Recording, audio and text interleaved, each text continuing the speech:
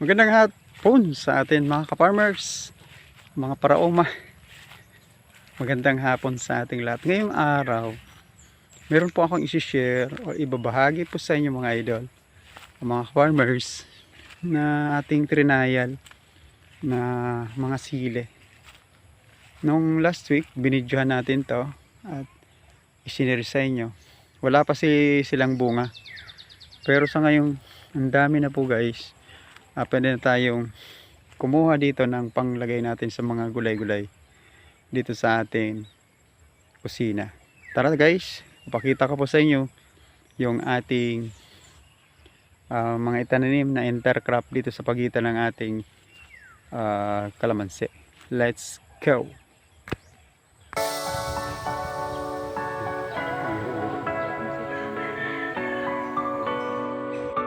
Ayan guys, oh. Nakikita nyo po dito na napakahitik at napakadaming bunga. Kaya lang mayroon ng tumirang manok.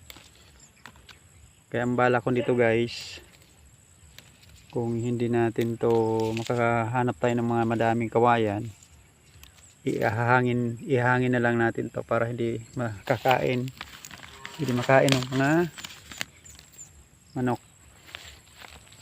Yan guys, oh, naka-intercrop siya dyan. Ayan, oh, may mga bunga na po yan guys, oh.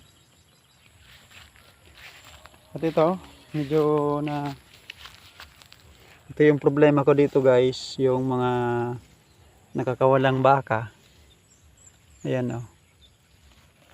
Isa to sa mga problema ko, kaya nagbakod na tayo. Kasi nadadamage yung mga tanim natin.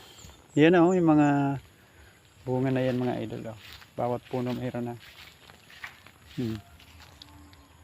Napakaganda. Ayan.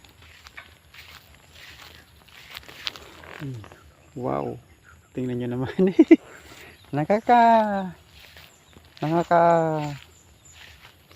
sayang pagmasdan kapag nakikita mo yung mga pinaghirapan mong itanim ay may mga bunga na. Ayan, oh.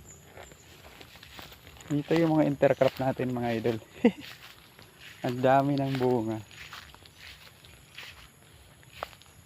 Ganda yan sa dulo po. At syempre guys, mayroon pa tayong intercrop ditong lemongrass. Hindi lang sili. Dito mga lemongrass. Dito yan, oh. Kaya hindi sayang yung space ng ating mga kalamansi. Oh, ang lalaki, ang gaganda, ang lulusog. Ayan guys, oh. Yung mga intercrop natin hanggang dun sa dulo.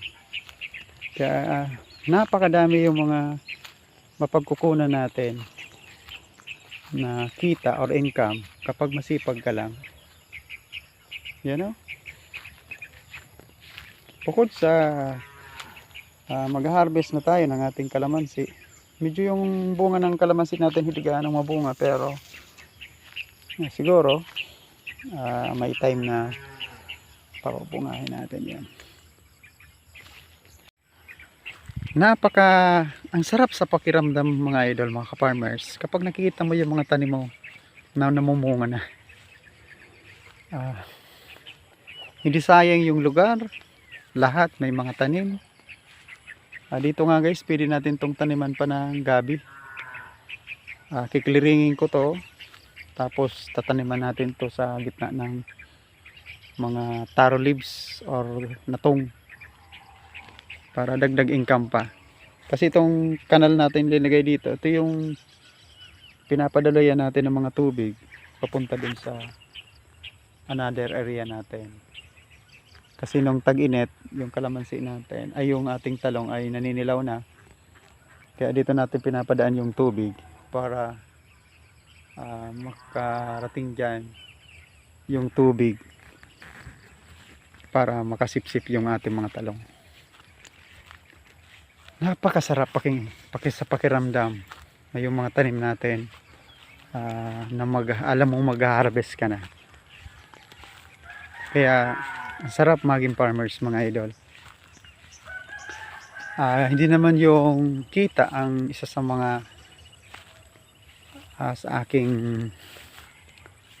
abokasiya. Yung magpa-farming po ako guys, yung bang makita ko lang yung mga tanim ko na namumulaklak at namumunga. Napakasaya na ako niyan kahit malugi pa tayo. Ang importante yung guys, hindi ka nabibili ng mga na pangangailangan mo sa iyong kusina. Kagaya nito guys, oh. Hindi ka nabibili ng papaya.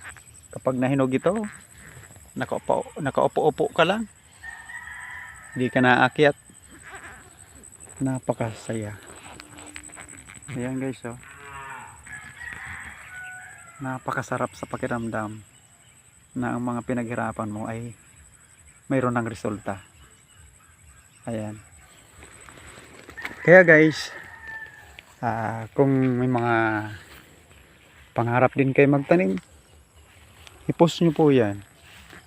Kasi kung anong hilig mo, yun po ang gawin mo. Kasi guys, mas masarap na gawin ang isang bagay kung bukal sa loob mo at hilig mo talaga. Yan lang mga ka-farmers, mga paraoma.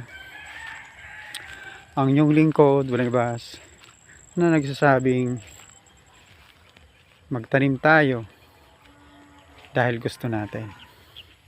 Happy farming! I'm your paraoma. Bye bye. Thank you.